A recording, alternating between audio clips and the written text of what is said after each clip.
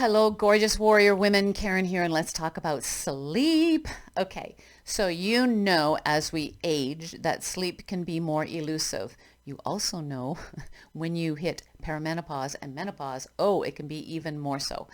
There are changes in the body, yes, as we age, for sure. Research has shown that we don't sleep as long and we don't stay in REM sleep very long. And as we age, it's shorter and shorter.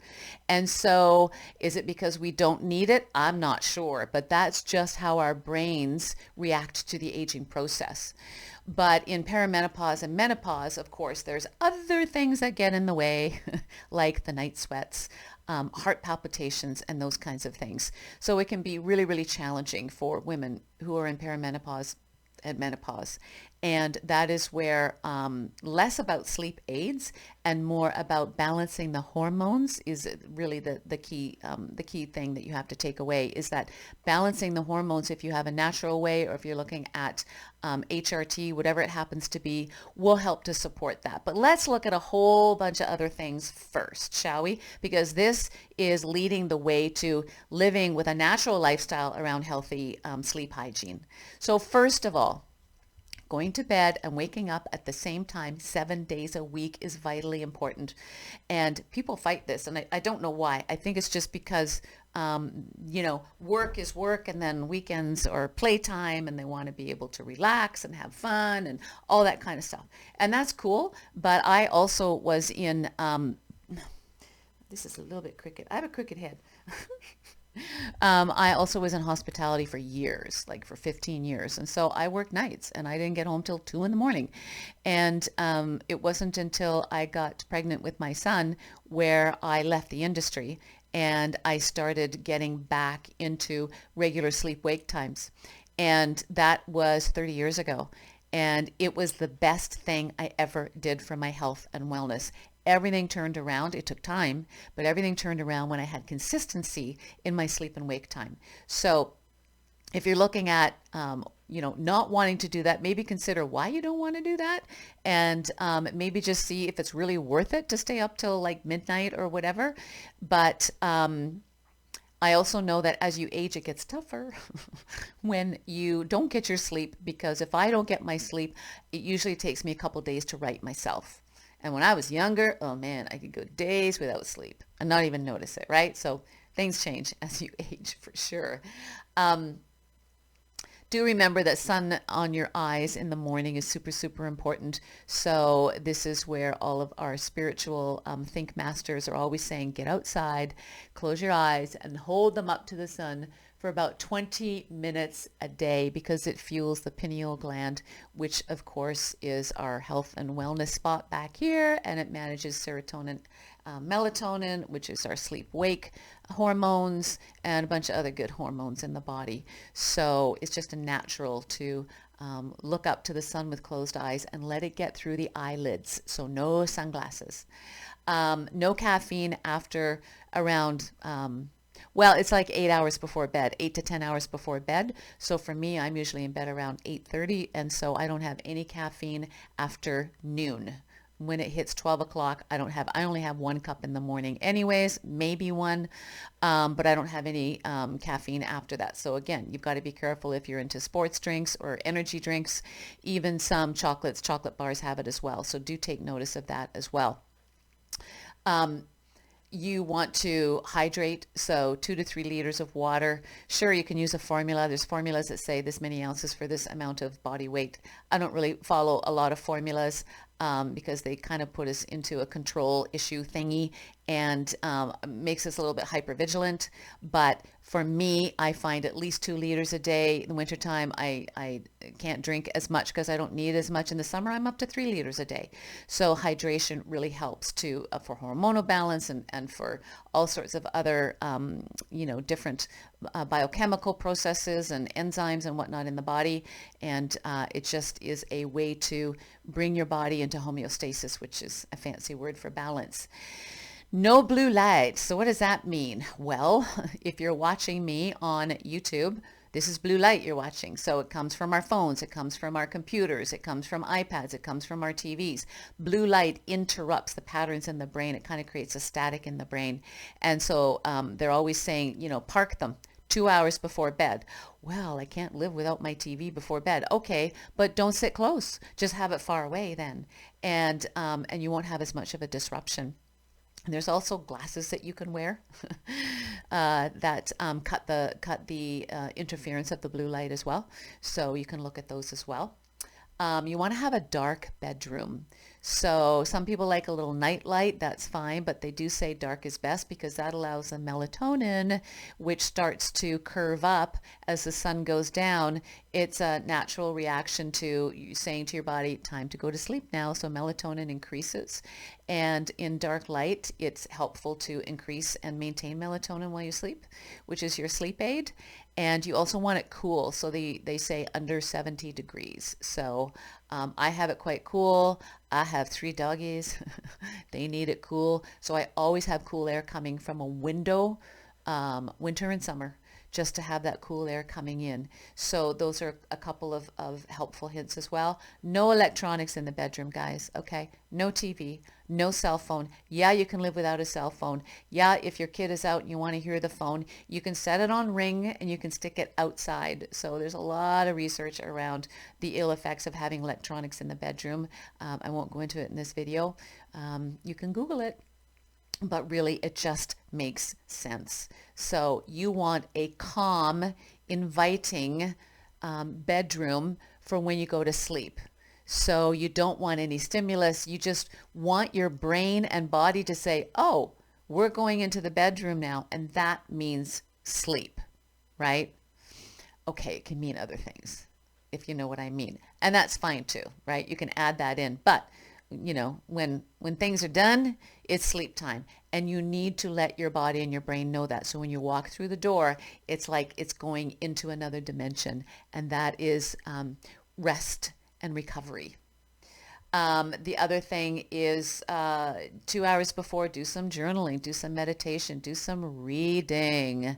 Again, I would recommend not reading in bed. They have said that it actually does interrupt, because what happens is you can get into a habit of waking up in the middle of the night and reading, and then your body and your brain says, oh, well, this is what we're supposed to do. So every night at 3 o'clock in the morning, we're going to wake up and read, and it becomes its own habit. So if you do wake up, then they say just lay there, just lay there and do nothing, so that you can teach your body and brain, no, we're not doing activity here. We're not making this a habit. We are staying here. And yeah, sometimes time passes. When I was first starting this out, sometimes it was an hour or longer, but I didn't sweat it. I didn't make it wrong. I didn't fight myself. I just went, okay, well, let it happen. And it really, really did change my sleep cycle and my behavior around sleep and my body around sleep as well.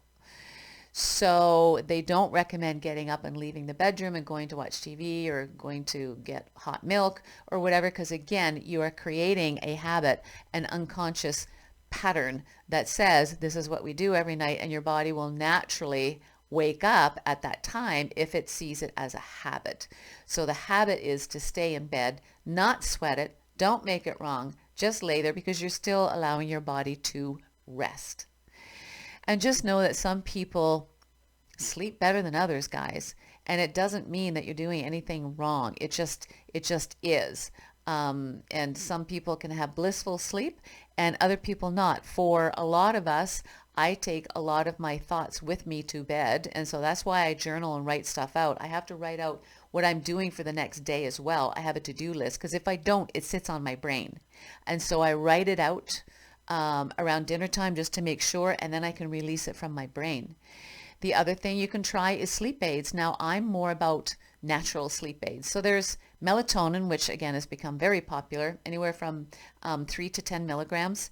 And some people like it. Some people are a little bit nervous about it. Some people, that there are studies that say, no, don't use it. Other studies say, yes, it's anti-cancer. It's great. So again, it's just a supplement, and it will help you to fall asleep. It doesn't necessarily keep you asleep. It's just kind of the way it is.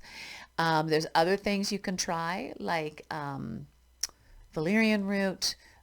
There's St. John's wort. I'm just trying to think of all the things when I was in the health food industry. There's Bach flower remedies. And so you can go to your health food store and check those out. There's supplements as well that a lot of people are using, GABA and whatnot. Again, it's just trial and error, guys. It just depends on your body and your body type. And also know that in the spring and the fall, when the earth is changing its axis, so do you remember from here, let me get something to pretend like it's the earth. All right, here's my rock. This is my prosperity rock, right? But let's pretend this is the earth. Okay, so here's the earth and the sun is right here. There we go. So what happens in, here's the earth. What happens in the wintertime is the earth tilts back on its axis away from the sun. That is why those of us in the northern hemispheres, like in Canada, we have short days. And those people way up north have hardly any sun for months because we're tilted away, right? This is a time of poor sleep. It just disrupts. Imagine this huge rock of ours called Earth is moving, right? And it creates an energetic shift. The other really tumultuous time is when the earth tilts back in spring. So this is where it tilts forward. And again, us Canadians up here in the northern part, we get really long, much longer sun than anybody at the equator because now the sun's rays are direct and long into the day. So again, when it shifts forward is where people are like, I can't sleep, I can't sleep, I can't sleep. Right? And it's not about the length of hours of sunlight, although it can be, but in the process of the earth changing its axis, moving forward, it messes up our circadian rhythms. It messes up our bodies. They still don't understand why. There's been a lot of different theories, but that is when I worked in the health food stores and there were tons of people piling in the fall, more so in the spring, saying, oh my God, I can't sleep. Give me something for sleep.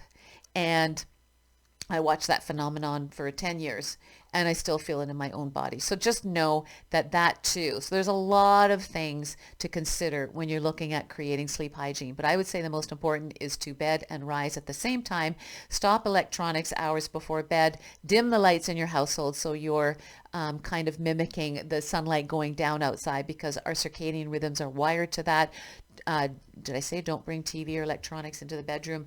Dark bedroom, cool bedroom, and doing something 2 hours before bed that is not something on electronics. And that will help you, of course, no caffeine.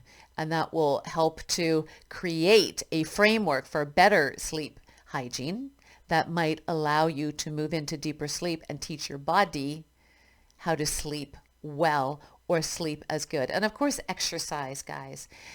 People that don't exercise, they just don't get that full on, I need to sleep because I've exercised my body. I've trained for a lot of years, and so it helps me to sleep. And when I don't train, I don't sleep as well. When I'm not outside in the fresh air, because walking is one of the best things we can do for all around health and wellness. And when I'm not outside, again, I don't sleep as well that evening. So all of this stuff comes into play. So consider these things when you're looking at improving your sleep. And then talk to your doctor about any kind of support to help you as well. What they have shown is sleep aids like over-the-counter sleep aids or even prescription sleep aids. Yes, they will knock you out. Antidepressants can knock you out, but the challenge is research has shown it does not allow you to get into the restorative REM sleep, rapid eye movement, which is where the body heals. And so it can shortcut our healing and add to lesser performance. And it can also create dependency as well, right? So again, these are all things to talk to your practitioner about. Okay, I hope that was useful, guys. I'd love to hear your comments below. And have a good night's sleep. Nighty night. Ciao.